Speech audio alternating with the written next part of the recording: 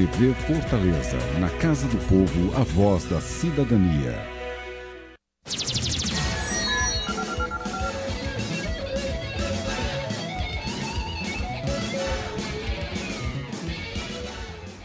Apesar de vivermos a liberdade de imprensa, ser jornalista está cada vez mais perigoso e o Brasil é um triste protagonista nesta lamentável pauta. Segundo dados de um relatório apresentado no início do ano pelo Comitê para a Proteção de Jornalistas, o Brasil aparece na 10ª posição entre os lugares mais perigosos para se trabalhar. A publicação tem o apoio da ONU. Segundo outra fonte, Press Emblem Campaign, com sede na Suíça, somos o segundo do mundo em mortes de jornalistas nos primeiros 3 meses deste ano, ao lado do Paquistão. Foram 4 mortes. Estamos atrás do Iraque. Diante destas e de outras pautas, vamos compartilhar ideias com a presidente do Sindicato dos Jornalistas do Ceará, Samira Castro. Samira, obrigado por compartilhar suas ideias com a gente. É um prazer meu. Samira, somente em fevereiro os colegas Santiago Andrade da Band, Pedro Palma, Panorama Regional, José Lacerda da Silva da TV Cabo Mossoró e Geolino Lopes Xavier, TV N3, perderam suas vidas nos dias 10, 13, 16 e 27 de fevereiro, respectivamente. Como se defender, Samira? É a grande questão. Como se defender e, como você disse muito bem, é uma grande contradição a gente viver num país democrático, num país em que a liberdade de expressão hoje em dia se diz garantida, os profissionais que atuam no jornalismo estarem convivendo com esse nível de insegurança e com as mortes crescentes. E para se defender a gente tem um mínimo de cautela, que seria a responsabilidade das empresas de comunicação e a responsabilidade do Estado na segurança dos nossos jornalistas, né? As empresas com o fornecimento dos equipamentos de proteção individual, porque a gente cabe aqui um relato, um simples capacete tático, que custa em média R$150 no mercado, ele poderia ter salvo a vida do Santiago Andrade, repórter cinematográfico da Band, que morreu vítima de um rojão disparado supostamente por aqueles manifestantes lá no Rio de Janeiro. Então, assim, tem muito claro para o Sindicato dos Jornalistas que o fornecimento dos chamados equipamentos de proteção individual fariam e farão toda a diferença nas chamadas coberturas de risco. E o papel do Estado, que a gente sabe, é garantir a segurança de todo e qualquer cidadão, independentemente dele ser jornalista ou não, né? Então, nós vivemos 2 situações. O caso do trabalhador jornalista, que tem que ter o seu exercício profissional garantido pela empresa que ele emprega, e o caso do cidadão jornalista, que tem que ter a sua segurança garantida pelo Estado. E aí a gente tem relatos aqui no estado do Ceará de 26 episódios de agressão contra jornalistas no ano de 2013. Que tipo de agressão? E aonde? Capital, interior? Como é que é isso? Esses 26 casos envolvem a capital e o interior do estado, durante todo o ano de 2013. Eles são mais que o dobro do total registrado no ano de 2012. Isso a gente faz um levantamento, chama-se Relatório Anual da Violência contra Jornalistas. Todos os sindicatos municiam a Federação Nacional dos Jornalistas, a FENAGE, com os seus relatos, os seus números de casos de violência. No estado do Ceará, nos surpreendeu, e o ano foi atípico porque junho de 2013 começaram as manifestações de rua, né? E o Ceará foi palco de pelo menos 2 manifestações durante os Jogos da Copa das Confederações. Isso certamente elevou os nossos casos de violência. Aí você me pergunta, que tipo de agressões? Nós tivemos a morte de um radialista na região se não me engano, do Cariri, não vou ter esse dado de cabeça. E nós tivemos inúmeros casos de colegas agredidos com spray de pimenta, gás lacrimogênio, cacetetes, né, no corpo. Tivemos o caso de uma colega que foi empurrada por um manifestante durante a Copa das Confederações e teve a perna quebrada. Tivemos casos de incêndio a veículos de comunicação, ainda bem que sem vítimas, né, no momento, durante os Jogos da Copa das Confederações. Mas tivemos os dias mais emblemáticos, foram os dias de desocupação do Parque do Cocó. Não sei se os telespectadores lembram, né, que havia um grupo acampado no Parque do Cocó contra a questão do viaduto que vai ser erguido ali na região, e a imprensa estava cobrindo essa pauta insistentemente. No dia da desocupação pela Guarda Municipal, nós tivemos 8 relatos de violência. E o Estado, a polícia, né, a Guarda Municipal e os homens da Polícia do Estado sendo os principais agressores dos colegas jornalistas que cobriam a pauta. Quer dizer, também falta um trato, uma educação também por conta dos órgãos repressores do Estado. A polícia, a Guarda Municipal, em tratar desse tipo de ação quando os jornalistas estão presentes ali fazendo o trabalho deles, que é cobrir. Exatamente. Por isso que a gente insiste muito na tecla do chamado protocolo de segurança. O que é um protocolo? São regras, normas, né, fáceis, altamente, como é que a gente pode dizer, operacionais, em que a polícia, o Estado, possa se guiar no nível de uma cobertura de risco. Por exemplo, hoje toda a imprensa internacional, ela já sai para uma pauta equipada com os chamados EPIs, capacete, com identificação, colete à prova de balas, o respirador facial, com a máscara para proteger os olhos também. E a polícia, entendendo que aquele é um profissional que tem o dever de levar informação à sociedade, ela tem que respeitar o trabalho desse profissional. Então, o protocolo tem que ser pactuado entre as empresas de comunicação, os sindicatos de jornalistas e o Estado. E aí o Estado brasileiro como um todo, né? Que garanta que o repórter, o jornalista, o radialista, no seu exercício profissional, não vai ser atingido. Óbvio que a gente quer também que nenhum manifestante seja atingido, porque é um poder de livre manifestação que a população está fazendo ali. A polícia tem que coibir os abusos? Sim. Né? Coibir os atos que extrapolam o direito de manifestação? Sim. Mas tem que garantir a segurança também do profissional. Até porque nós temos esse caso do Cocó, em que o profissional estava com o crachá da empresa em que ele trabalha. Ele passou pelos policiais e se identificou: eu sou jornalista, eu estou trabalhando. E ele levou uma cacetada nas costas. Né? Então, assim, como você disse, o Estado tem que garantir essa segurança. Ele é hoje o principal agressor da nossa categoria. É a polícia. Então, ele tem que pactuar esse protocolo de segurança e garantir o trabalho dos nossos colegas. Sem dúvida. Samira, você explicou que as empresas, né, em outros países, garantem a segurança através dos equipamentos, né, para o cinegrafista, o fotógrafo, o repórter, enfim, né, para os profissionais de imprensa. Nesse caso, deveria haver também alguma espécie de treinamento para a Copa. Está chegando, as manifestações estão sendo prometidas em todos os cantos, então vai haver, ou muito provavelmente deve haver esses conflitos, os repórteres vão fazer a sua função, vão cobrir. Há algum tipo de treinamento? Será que só o capacete, só o protetor facial é o suficiente? Muito bem lembrada a sua pergunta. Não. Não adianta você ter um carro blindado se você não sabe operar com o blindado. Se você vai deixar o carro destravado e o bandido vai entrar abrindo a maçaneta e te atingindo. Não adianta você dar a um profissional um equipamento de proteção se você não ensiná-lo a usar.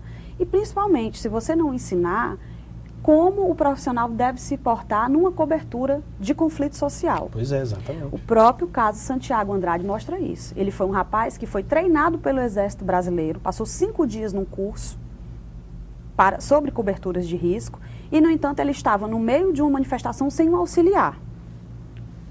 Qual é a importância do auxiliar? O auxiliar, ele vai dar uma visão em 360 graus para o repórter cinematográfico e dizer: aqui você entra, aqui não, você não vai porque você está em perigo, você está entre a polícia e os manifestantes. Então, um curso, um treinamento para os profissionais de imprensa, os profissionais de mídia, é essencial. E é isso que o sindicato também tem batido quando vai para as mesas de negociação com as empresas. Nós estamos num ano de Copa do Mundo, num ano em que as manifestações são anunciadas. Nós temos aqui em Fortaleza, vai ser sede do encontro dos BRICS, que são os países em desenvolvimento. E essas manifestações, elas estão marcadas. O sindicato teve a convite do próprio governo do Estado, do comando da polícia, o comando de operações especiais, numa reunião sobre os planos de segurança, em que nós descobrimos que a polícia vai usar o capacete balístico nível 4 nas manifestações. Tamanho grau de acirramento que a polícia do Estado está esperando nessas manifestações. Quer dizer, os policiais vão estar teoricamente protegidos. Absolutamente dentro da ótica deles, pelo menos com o capacete, com os equipamentos deles, altamente protegidos.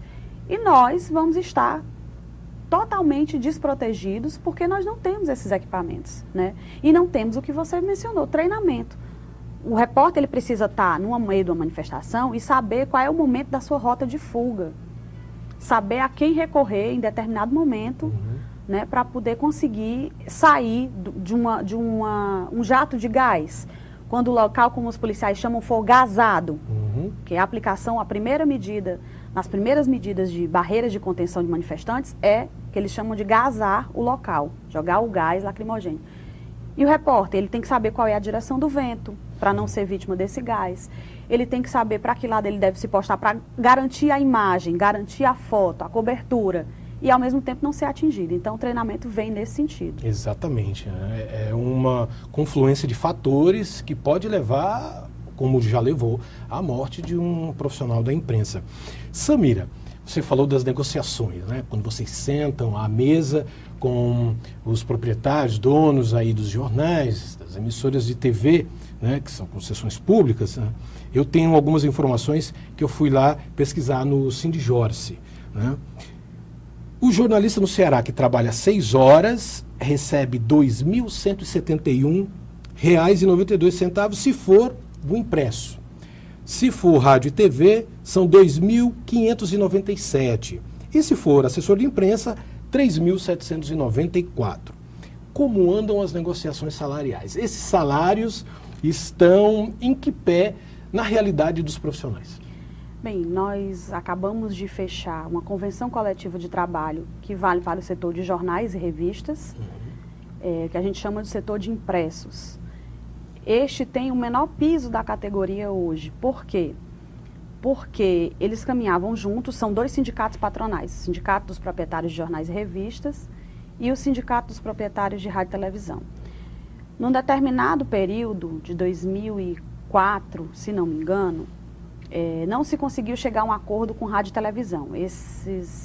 Então, a campanha foi para o que a gente chama de dissídio. Um juiz julgou e decidiu, na época, dar 15% de reajuste para os profissionais de rádio e televisão. Né? Em compensação, ele tirou alguns direitos que estavam naquela convenção coletiva. Então, houve essa separação, essa defasagem de um profissional para outro. Isso para a gente tem gerado muito desgaste, porque, na verdade, o profissional hoje ele está no impresso, mas amanhã ele está na televisão, depois de amanhã ele está no rádio. Na web, na assessoria de imprensa. E, na verdade, a gente acabou criando uma espécie de subcategoria, que é o profissional de impresso, que hoje tem o menor piso. Né? Que fique claro que foi uma decisão da Justiça. E todas as nossas campanhas últimas, a gente tem tentado a isonomia entre os pisos para garantir uma melhor qualidade de vida para os profissionais também do impresso. Salários estão defasados? Estão em todo o Brasil. Né? Imagine uma categoria de nível superior que ganha quase, não chega a 3 salários mínimos. Né? Hoje em dia não chega a 3 salários mínimos, o nosso piso de emprego. Verdade. A gente está compartilhando ideias com Samira Castro, que é a presidente do Sindijorce, e nós voltamos daqui a pouquinho.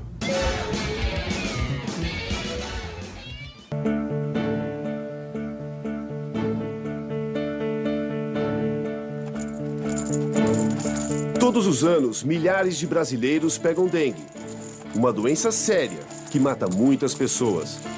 Mortes que poderiam ser evitadas com ações simples. Dengue. Se você agir, podemos evitar. Cuide da sua casa. Fale com seus vizinhos. Converse com a prefeitura. Ministério da Saúde. Brasil. Um país de todos. Voltamos compartilhando ideias com a presidente do Sindijorce, Samira Castro. Samira, sentar à mesa para negociar salários, direitos trabalhistas. Claro que isso é muito complicado, mas quem é o mais difícil a negociar? São os impressos, TV, quem é? São, sem dúvida, os eletrônicos, que a gente chama eletrônicos, rádio e TV. Por quê? Porque o presidente do sindicato patronal, ele não senta à mesa na Superintendência Regional do Trabalho e Emprego para negociar com os trabalhadores. Eles pagam um preposto patronal, um escritório especializado para negociar. Então, assim, você não tem interlocução O básico de uma negociação é você sentar e ouvir o outro lado.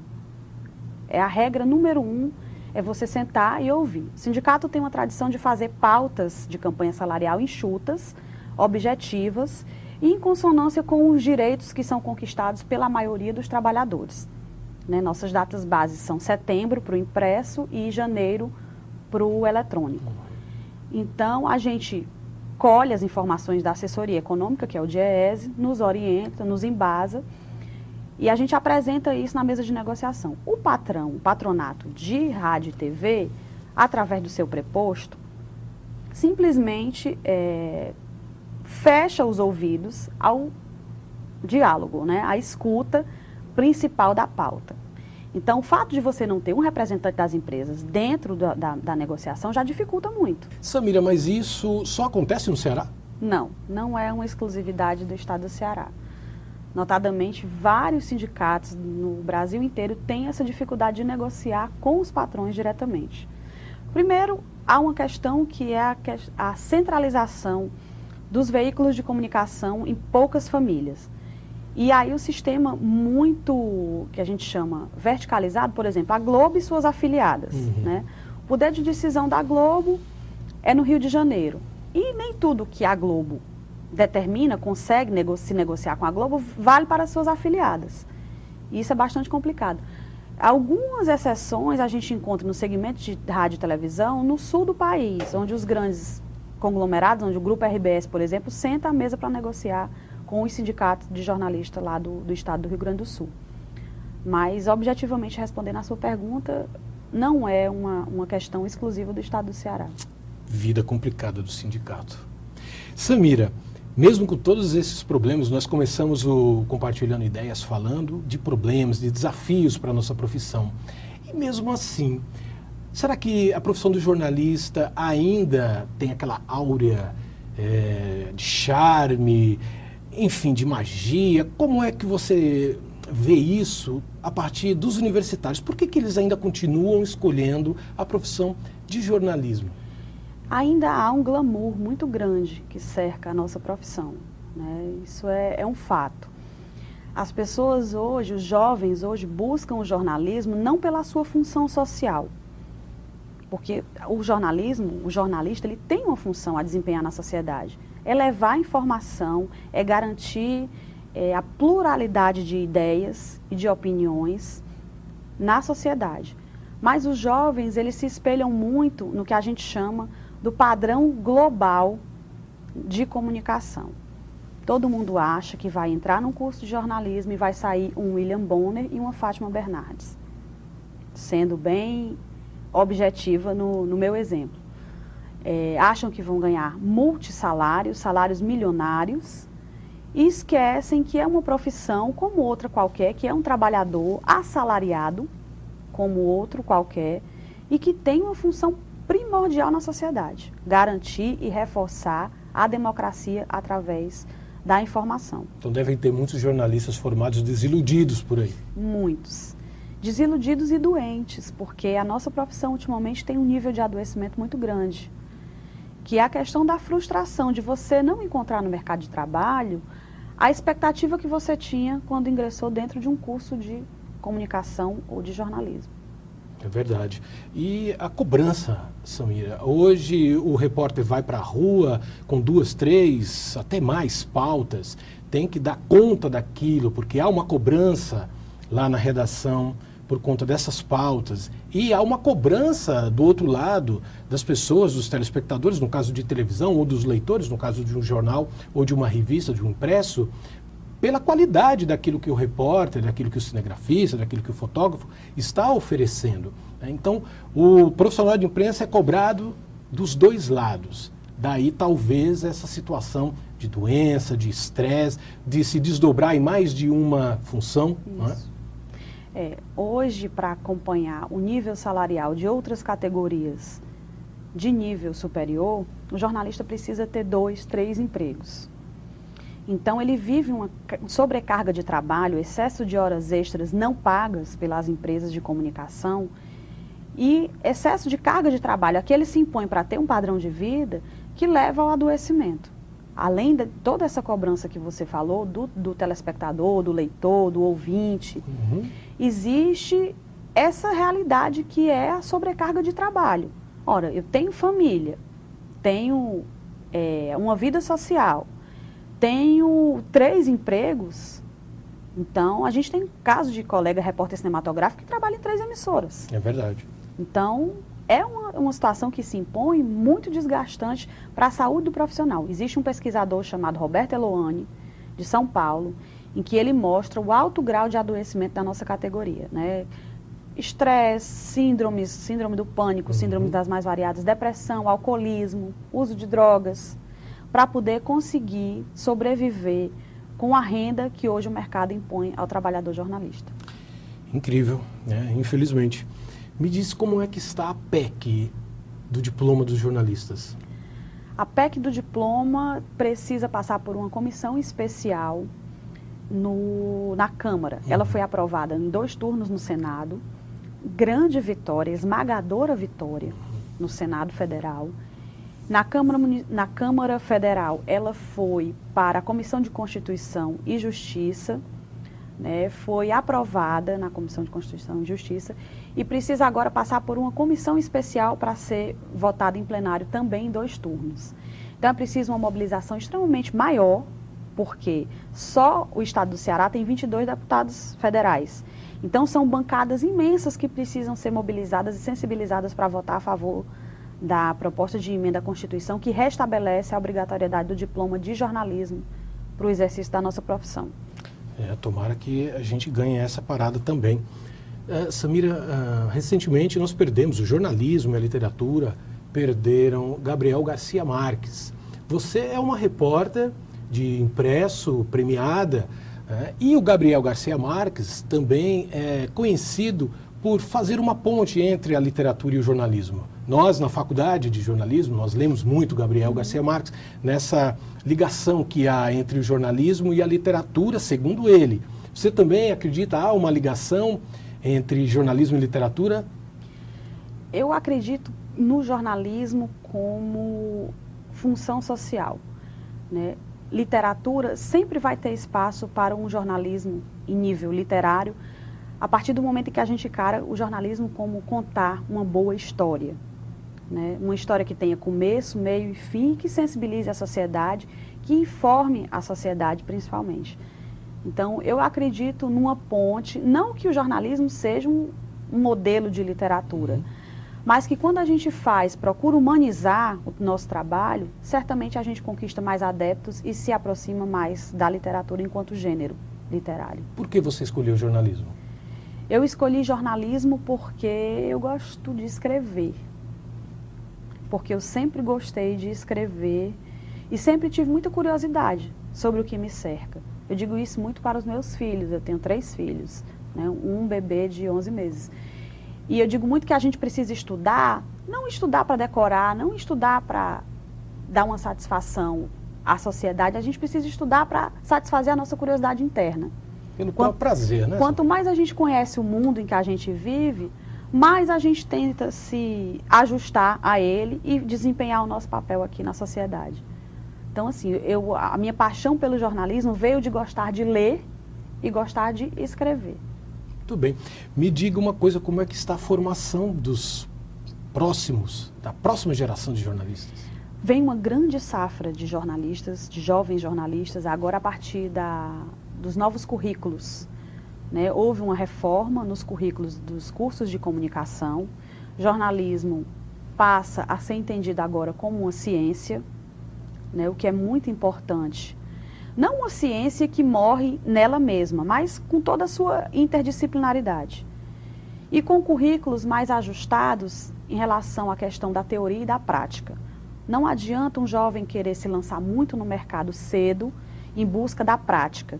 Ele tem que aproveitar o tempo que ele tem na faculdade para conseguir fazer bem o seu estudo, se formar, se preparar bem, com bastante leitura, para conseguir entrar no mercado com um diferencial. Então, eu acredito que a partir das novas diretrizes curriculares do jornalismo que foram promulgadas agora, foram implantadas pelo MEC agora, vem uma nova safra com cursos melhores. Óbvio que o MEC também tem que fiscalizar aqueles cursos que são abertos quase que diariamente, que não dão nenhuma estrutura para os seus estudantes, que a gente sabe que existem. Sim. Né? Cursos que estão aí apenas para arrecadar. Né? Então, o estudante precisa ficar de olho na avaliação do seu curso e cobrar também os seus coordenadores, os responsáveis pelos cursos, que implantem bibliotecas, que implantem laboratórios e que implantem disciplinas que façam o jornalista, o futuro jornalista, pensar. Jornalismo não é só técnica. Jornalismo é uma compreensão de mundo, que vai além de você saber fazer um lead. Muito bem. Samira, muito obrigado por compartilhar as ideias conosco aqui no Compartilhando Ideias. Eu que agradeço. Obrigada pela oportunidade. Dizem que ofendo as pessoas. É um erro. Trato as pessoas como adultas, critico-as. É tão incomum isso na nossa imprensa que as pessoas acham que é ofensa. Crítica não é raiva, é crítica. Às vezes é estúpida. O leitor que julgue. Acho que quem ofende os outros é o jornalismo em cima do muro, que não quer contestar coisa alguma. Meu tom, às vezes, é sarcástico.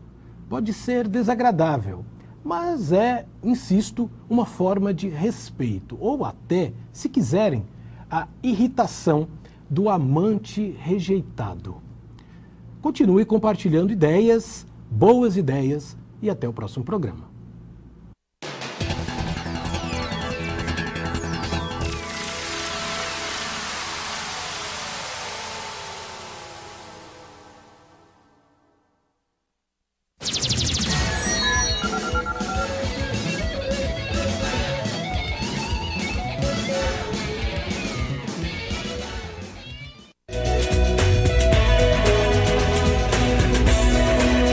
TV Fortaleza, na Casa do Povo, a voz da cidadania.